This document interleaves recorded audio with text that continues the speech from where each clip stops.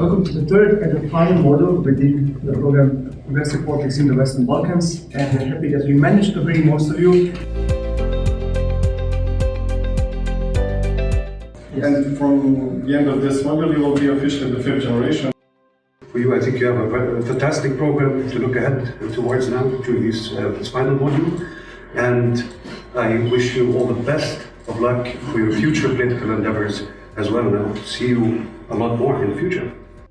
Really excited to be here. This is my first time attending a ProgWeB event because I started just last year.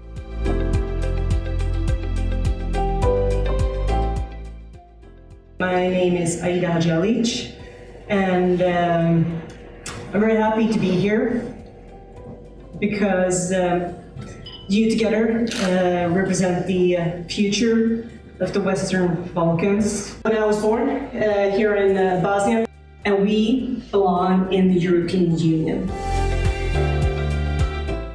And if we join forces, really put pressure on the leadership and the politics, that change can actually be accomplished. It can't be just that they're good at propaganda. It could be a reaction to globalism, digitization, and the open societies. The European Union is a system based on common values. Ethnicity, nationality, it's not important, but your values are everything.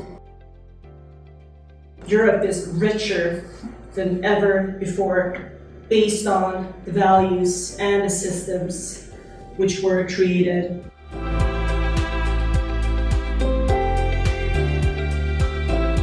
For Bosnia and Herzegovina, I think those 14 priorities for us to join the European Union are pretty unclear. In the right context with these organizations to use your knowledge and, as it seems, will to do something about the situation here in a good way. So, yeah. Thank you for listening.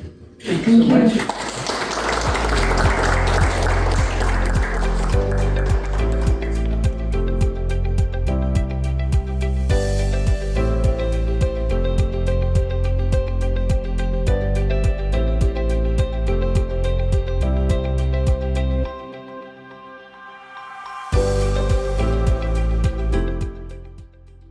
Why the theory is important? Because you have to set hypotheses.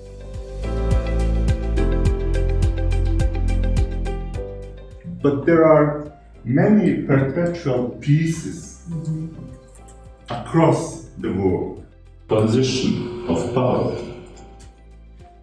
That what you say Can make an issue. Offering solution to the challenges that we face as a region. The politicians started speaking about them as a potential threat to security.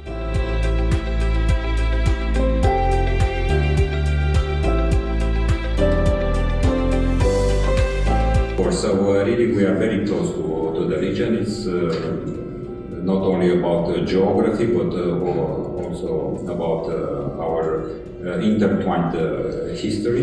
I graduated university in '89. So I remember very well the long queues for everything. What I was saying. So you see what impact has EU. That's what I'm saying. Like I think it's like 70% support that Romania is in EU, but I was like, why would you think that some might be against it? One of the advantages that is that we are practically energy independent. I wanted to ask you regarding like the healthcare system and the corruption. I mean, the connection is obvious. We also here in Bosnia and Herzegovina have that problem. The problem is not with the strategies. The problem is not even with the laws. The problem is with the implementation, of the laws. How did you manage to fill the gap between ideologically different parties? Listen, my first question or reaction would be: is there any more ideology, division in Europe? I'm asking that rhetorically, of course. Thank you very much. I come from the University of Tuzla. I'm an assistant professor, and today I will talk to you about populism, fake news. It's reductive. It rejects political argument in favor of moral outrage, nation, religion, race, etc. Example, same as Ecama. He used populism in his communication strategy. The liberal speech and to start in our society to build disinformation and fake news. And we know that hot political topic reported the hate speech, the Minister of Interior here in Macedonia, that is political affiliation or beliefs, nationality.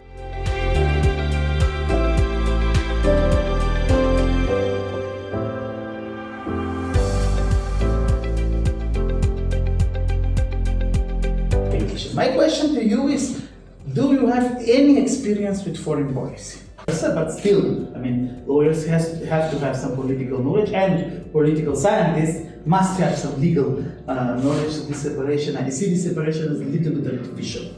That, for example, when Dayton Agreement in Bosnia was signed, two functions were reserved for the state level.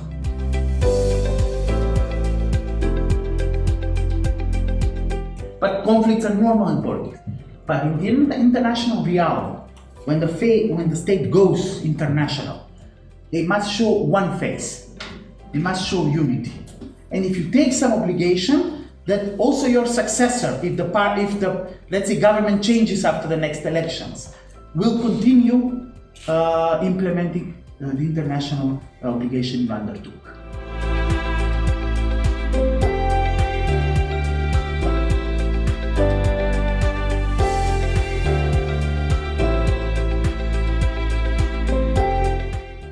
I'm sure that you all have been receiving information on human rights and gender equality, that you all have an idea, and I can bet that all of you have different ideas for both of these topics.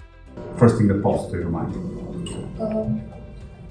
Yeah, please. Probably the right that you are given by your birth and no one can take it from you. The most important feature of human rights to understand is that we cannot simply ratify conventions.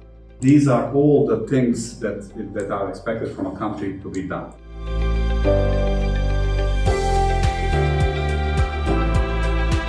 And that's why the equity word more describes the special measures. In terms of human rights, it's equality of opportunity, equality of outcomes, equality of results. We have 15 minutes for the presentation, including policy brief and action projects.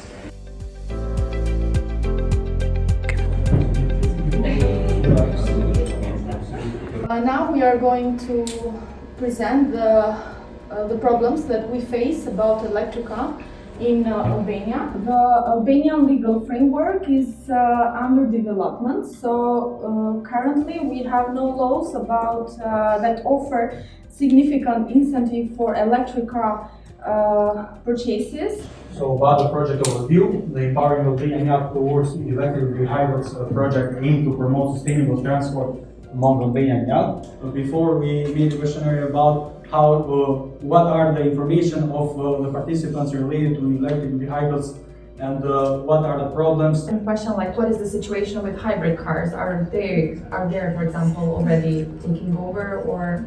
Yes, there are some hybrid cars, but they are not in massive ways, let's say.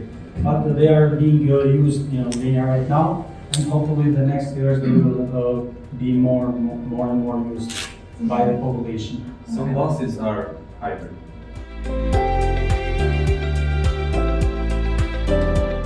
Okupila is currently trying to establish these green islands with new containers so they can get rid of the old ones.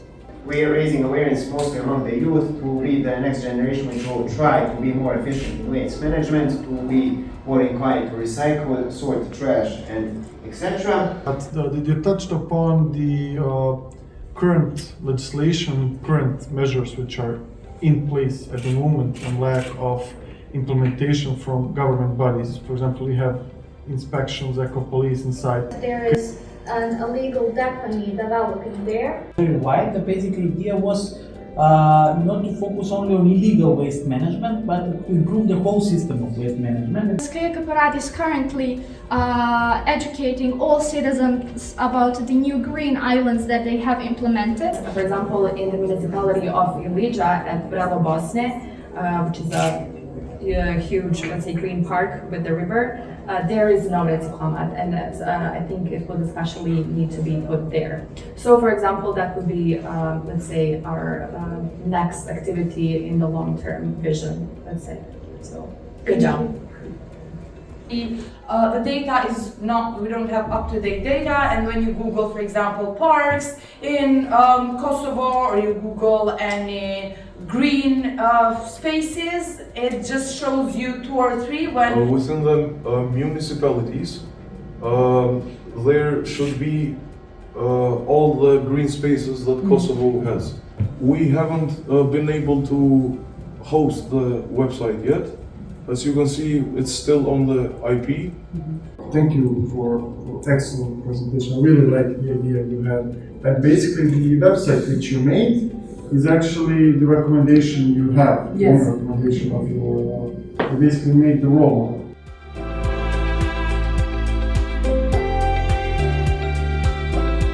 The problem is, like I said, it is water-related issues in Skopje. And also we have problems with behavioral patterns and the lack of awareness. This is turn off the world, turn off the world, not that. This is English translation. We have one Macedonian, it's called the vertigo ventil za prijačešmata. Maybe it's similar to you, it's catching. Excessive air pollution has been one of the major problems related to the environment in Serbia for decades. Sources confirming the situation, we lack precise data, official data, due to absence of national-wide installation of measuring system. And wherever they add a new measuring station, they all of a sudden discover that there's a pollution there. They use used tires, they use the cheapest lignite, and that's the logo that we chose. This is our website.